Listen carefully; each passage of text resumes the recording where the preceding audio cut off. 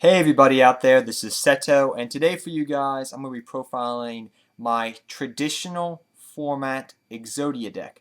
Now, you may ask yourself, what is traditional format, Seto? I don't know what traditional format is. Traditional format came about, I guess you could say, back in 2002, 2003, sometime around then, and traditional format came about after the first Yu-Gi-Oh! Ban list. And what traditional format is pretty much it follows the main ban list. So, it follows the ban list, things like gold sarcophagus being limited to one, all the pieces of Exodia being limited to one. But the thing that makes the traditional ban list separate from the ban list that we all know is for the fact that the traditional ban list allows you to use ban cards, but you only can use one of them. So you only can use one Pot of Greed, one sangan, one Witch of the Black Forest, one Demok, things of that nature. You can't use like 3 Demok. No, no, no, no. Traditional ban list says you can use one. And at my locals, about once every format or so, we have a traditional format day at one of the locals I go to. And every time I go to this event, I pretty much always bring my traditional format Exodia deck. And it's just a really fun deck. I used to play Exodia back in the day, but it's just really fun playing Exodia with all these old banned cards that we no longer use, like Pot of Greed, Sangan, Witch of the Black Forest. But you always have to remember in traditional, the only thing that's separate from traditional and the regular ban list is the fact that you can use banned cards. So that's the only separation. It's just a fun little thing we like doing here and there. But without further ado, guys, I'll get started on my traditional format Exodia. So, guys, first off, for the traditional format Exodia deck, we use all 5 pieces of Exodia because it is an Exodia deck.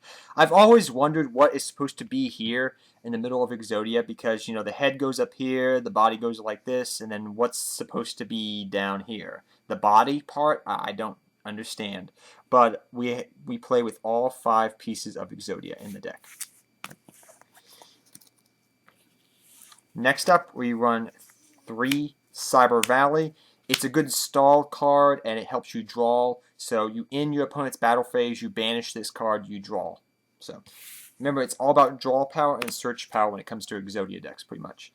Next is I run a card that really not a lot of people, I guess, particularly play. It's a card Emissary of the Afterlife. Now, Emissary of the Afterlife is a level 4 Dark Fiend. And I'm going to read to you what it says. It has 1600 attack, 600 defense, and Emissary of the Afterlife reads, when this card is sent from the field to the graveyard, each player selects one level 3 or lower normal monster from his or her deck and adds it to his or her hand. After showing it to your opponent, the decks are shuffled. It's a pretty old card, but the reason why this card is actually good in this deck is if you look at all the, I guess you could say, pieces of Exodia, what's all, except with the exception of the head, what are they all? They're all monsters. They're normal, vanilla monsters, correct? So, if this card is sent to the graveyard, Emissary of the Afterlife, you can search for any of these 4 pieces of Exodia, which is pretty nice. So it's like a little mini Sangan. You can't search for the head because it's an effect monster, but you can search for all the body pieces, which that's why I like Emissary of the Afterlife. It's a very unique card in this deck. Next up, I run 2 Spirit Reaper for stalling, and plus I also like Spirit Reaper because you can attack your opponent directly and, you know, discard a card, make your opponent discard a card. If you want to run Mosh Mulan, go right ahead, but I just like Spirit Reaper for the old nostalgia factor. Before Mosh Mulan was a card, a lot of people used to run Spirit Reaper as a stall card, so they would attack you, make you discard a card, and gain advantage that way. So that's why I run Spirit Reaper instead of Mosh Mulan, but you can run either or, it's up to you. Next, I run 2 Skageki. Skageki is simple. It's a light monster, level 2, and it's a flip effect. So it's a flip effect monster. So it says, when this card is flipped up, draw 1 card. So you get to draw 1 card when this card is flipped up. Next, I run 1 Demok. You have enough light and dark targets. You can reuse all your spells, so that's why Demok is very good in this deck. I run 1 Sangan and 1 Witch of the Black Forest. Boyfriend, girlfriend, the original boyfriend and girlfriend of Yu-Gi-Oh! Next to Dark Magician and Dark Magician Girl. Generic searchers, they always go in any, Exodia deck ever until they got banned. One Magician of Faith. This card used to be banned. No, now it's no longer banned. You pretty much can reuse all your spell drawing powers. You can reuse your Pot of Greeds, raigekis, harpies, feather dusters. Such a good card in the old traditional formats. Next, we run one Big Eye. No, I'm not talking about number 11 Big Eye. I'm talking about the original Big Eye. What does Big Eye do? It's a dark level 4 fiend, and Big Eye states that when this card is flipped up, you can look at the top 5 cards in your deck and arrange them in any order. So pretty much you can stack your deck and look for Exodia pieces and stuff like that. So it's good if you want to stack your deck in a way. Just very handy card, Big Eye. Next, I run one Penguin Soldier, just nostalgia factor. I always have that one room card, so I just run Penguin Soldier so I can bounce annoying Exceed and synchros back my opponent may be making. Next, we run the 3 Upstart Goblins. It's an Exodia deck. You don't care about gaining life points. You just want to get to all 5 pieces of Exodia.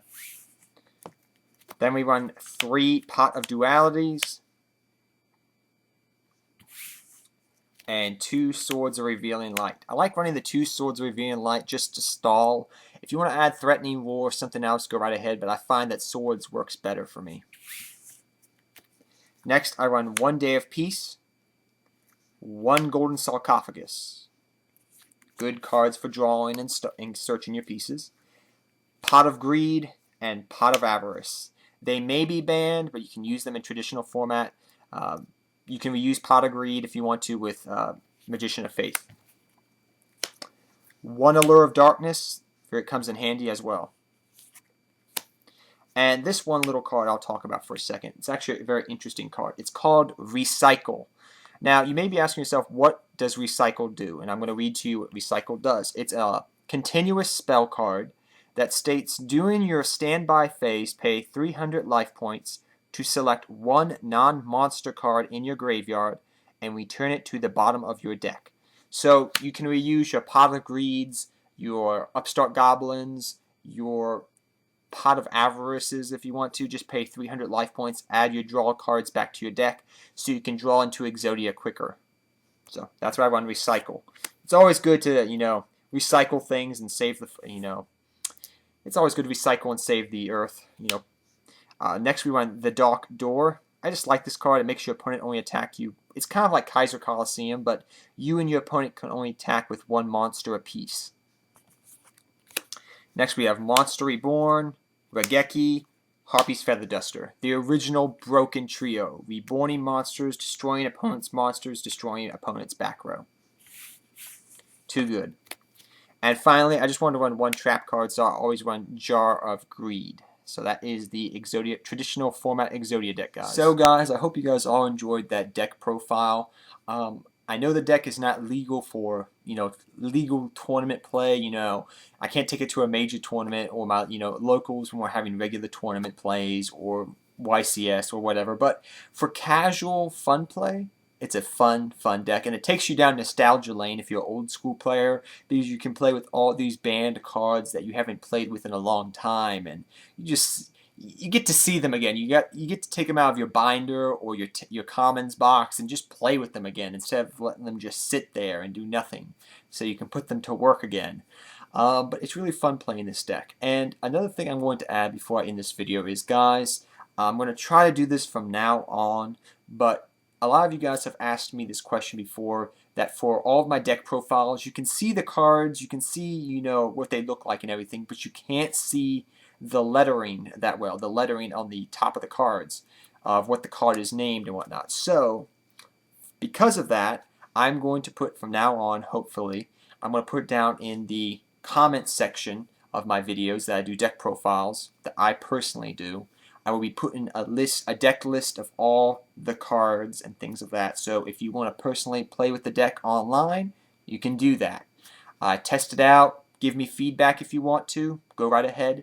And another thing is, before I end this video, is you can actually play traditional format on Dev Pro, if I remember correctly. I haven't been on Dev Pro in about a couple months, but I know the last time I was on there, I was testing this deck out for my locals tournament. And I believe you can still play traditional format on Dev Pro if you want to. So go try it out if you want to play with some old banned cards. But till next time, guys, take care, have fun dueling, good luck dueling, and Exodia, obliverate!